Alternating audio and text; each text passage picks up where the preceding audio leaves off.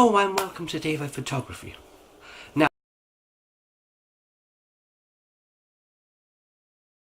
there is so many videos on YouTube about people buying mystery boxes and getting a box come through your door with 3, 4 or whatever number above that of pops that you have not picked yourself. So therefore you might have zero interest in whatever's in that box. People are paying ridiculously large amounts of money for these boxes.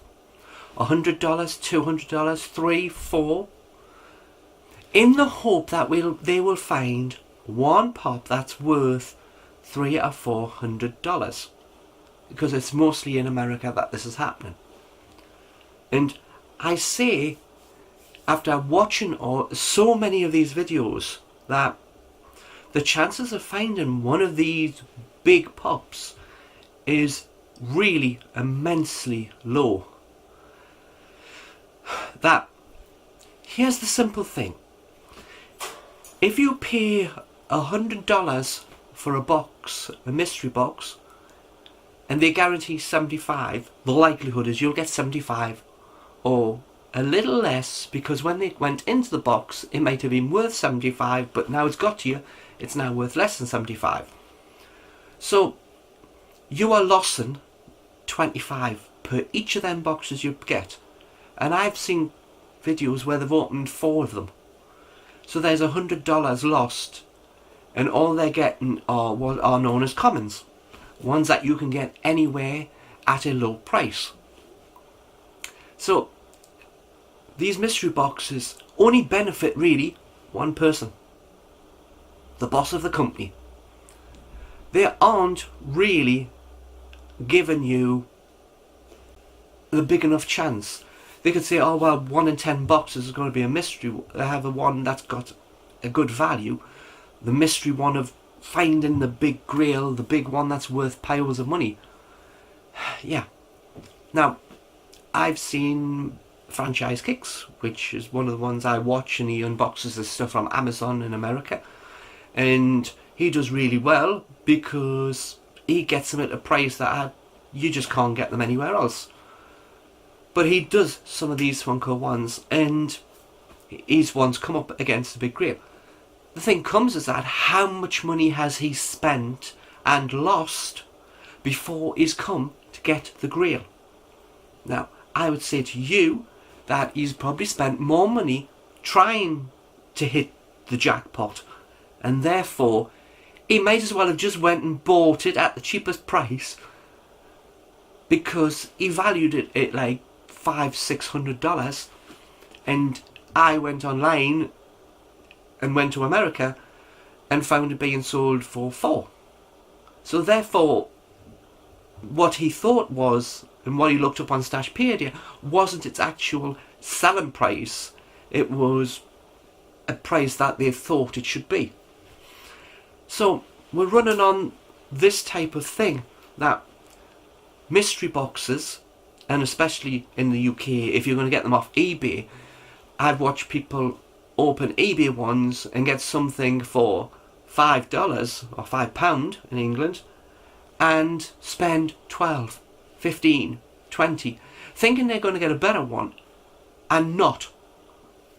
So therefore, each one that I've watched, all you see is people losing money. And losing money is not a good way of running a business. But then you're also down to one other thing. Your boxes are going to be full of ones that have very little value.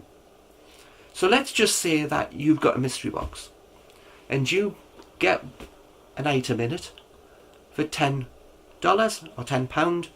Let's just make this interchangeable.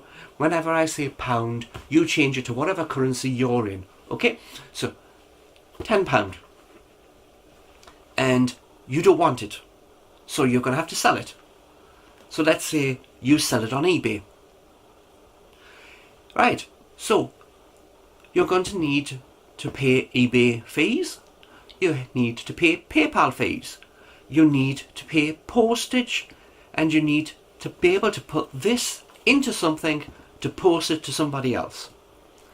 The value of £10 is now not £10, because even picking the lowest, smallest box that it will fit into will not give you a cheap postage method. So you could be paying £3 to post this. So if we say £3 off your 10, 7, you've got 10, you've got 8 PayPal fees and AB fees. That could be another couple of quid. So therefore your 10 value could end up being 5. So that makes that mystery box even worse, because although it's valued at something, by the time you've paid the fees for selling it and getting it to the new person, you aren't going to get back that amount. And you could say, well, if it's a low value one, plus postage, and plus technically calculating how much it would be. So if it was only worth 5, you could possibly sell for 5 and just put all of the PayPal, eBay and postage fees onto plus postage. So you could do that. So you could, but you can't really do that on a higher priced item, because the postage is going to then look like you're trying to profiteer too much. And I've seen some eBay ones which come from Australia where you're paying £18 for postage to get them to you, which makes it not worth getting because you're paying much too much for it. So mystery boxes aren't the best things to be getting. So that is my thought on mystery boxes. So watch the next video. Bye for now.